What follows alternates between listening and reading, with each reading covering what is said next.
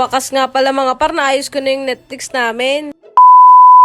Jeez! Pero syempre, bagong lahat, ako nga po pala si Jack, maraming pangarap para sa pamilya. Habang nanonood nga pala kami, nag-iisip na naman ako kung anong kakainin namin. Itong batang makulit naman na ito, talagang tingin na tingin sa akin mga par. Kaya nga pala mga par, may nabili nga pala akong samyang. Di bali, isang piraso nga lang pala yung binili ko kasi sabi ko baka di maubos at maanghang. Pero syempre, carbonara nga pala yung pinili ko. Para kahit papano, pag nilagyan ko ng gatas, hindi na po gaano kaanghang. Takam na takam nga din pala ako sa napanood ko, kaya sabi ko bibili nga din pala ako nito. Di bali madali nga lang din pala tong gawin mga par. Lalagyan ko nga din pala to ng cheese at bumili na nga din ako ng crab stick. Tinanggal ko na nga din pala yung sabaw.